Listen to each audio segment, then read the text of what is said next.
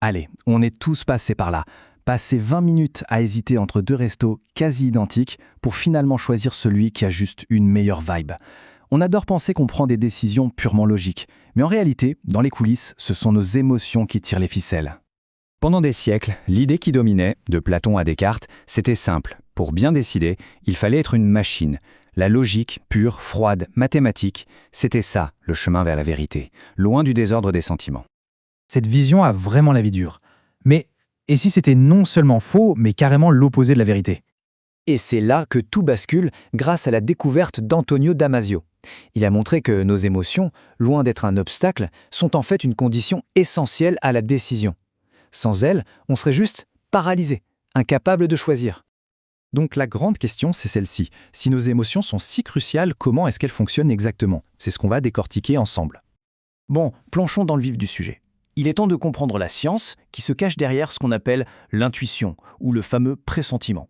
Voici le concept clé, l'hypothèse des marqueurs somatiques. Le nom a l'air un peu barbare, mais l'idée est assez simple. À chaque fois qu'on envisage un choix, notre cerveau va chercher dans nos souvenirs et y colle une sorte de post-it corporel. Une option qui s'annonce mal, on ressent un truc désagréable, comme un nœud à l'estomac. C'est un non. Une option qui sent bon, on ressent une sensation agréable. C'est un oui. C'est un filtre ultra rapide et super efficace. Et tout ça, ça se passe à une vitesse folle. D'abord, on imagine un scénario. Ensuite, notre cerveau plonge dans ses archives émotionnelles pour voir si ça lui rappelle de bons ou de mauvais souvenirs. Ça déclenche alors une réaction physique, ce fameux marqueur, qui nous pousse dans une direction. C'est un raccourci mental juste incroyable. Pour que cette mécanique fonctionne, il y a deux acteurs principaux. D'un côté, l'amygdale. C'est un peu l'agent de sécurité du cerveau. Elle scanne les infos et tire la sonnette d'alarme si quelque chose cloche. De l'autre, le cortex préfrontal ventromédian. Lui, c'est notre disque dur interne, une base de données géante qui stocke toutes nos expériences passées. C'est ce duo de choc qui nous guide. Donc, le point crucial à retenir, c'est celui-ci. Les émotions, ce n'est pas du bruit de fond qui vient perturber notre belle logique, non. Ce sont des données, de l'information pure qui rend notre raisonnement plus rapide et surtout beaucoup plus pertinent. Ok, la théorie, c'est super. Mais concrètement, dans la vraie vie, qu'est-ce qu'on fait tout ça? Comment on s'en sert pour prendre de meilleures décisions au quotidien? La clé du jeu, ce n'est surtout pas d'essayer de supprimer nos émotions. C'est impossible et en plus, c'est une très mauvaise idée. Non, la vraie compétence, c'est la régulation émotionnelle. C'est un peu comme apprendre à surfer. On ne contrôle pas la vague, mais on peut apprendre à glisser dessus. C'est l'art d'utiliser l'émotion comme une information, sans la laisser nous submerger. Et pour y arriver, il y a en gros deux chemins. Le chemin sain, faire du sport, méditer et en parler à des proches. Et puis il y a le chemin un peu moins constructif, s'isoler, devenir agressif ou se perdre pendant des heures sur les réseaux sociaux. La première étape, c'est simplement de prendre conscience de nos propres schémas.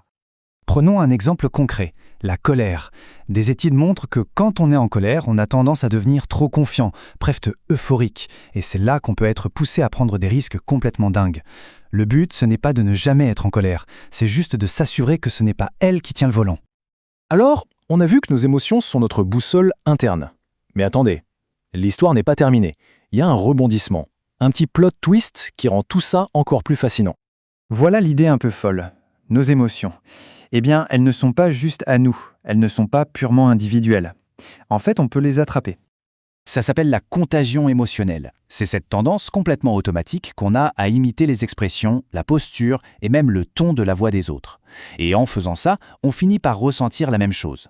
Vous savez, quand quelqu'un bâille et que ça vous donne une envie irrépressible de bâiller, eh bien c'est exactement ça, mais appliqué à la joie, la tristesse ou la peur. Et le mécanisme neurologique derrière ça, c'est juste incroyable. Ce sont les neurones miroirs. Ces neurones s'activent de la même façon, qu'on soit en train de taper dans un ballon ou qu'on regarde Mbappé le faire. Ils sont à la base de l'empathie, de notre capacité à capter les émotions des autres. C'est le Wi-Fi de notre cerveau. Bien sûr, cette connexion sociale a aussi ses pièges. Il y a le fameux biais de groupe, le fameux tout le monde le fait, donc ça doit être la bonne chose à faire. Et puis, il y a le biais de soumission à l'autorité, qui nous pousse à obéir aux ordres, parfois même contre notre propre jugement. L'illustration la plus glaçante de ça, c'est l'expérience de Milgram. Imaginez, des gens ordinaires doivent envoyer des chocs électriques de plus en plus forts à une personne qui se trompe dans une autre pièce. On entend des cris et des supplications. Et pourtant, juste parce qu'un type en blouse blanche leur dit de continuer, 65%. 65% des participants sont allés jusqu'au bout, jusqu'au choc potentiellement mortel. C'est dire la puissance de ce biais. Bon, après tout ça, qu'est-ce qu'on retient? Il est temps de résumer et de se construire un nouveau modèle, plus juste, pour comprendre nos décisions. S'il y a 3 choses à garder en tête, ce sont celles-là. 1. L'émotion et la raison ne sont pas ennemies, elles forment une équipe. 2. Apprendre à gérer ses émotions, c'est un vrai super pouvoir pour mieux décider.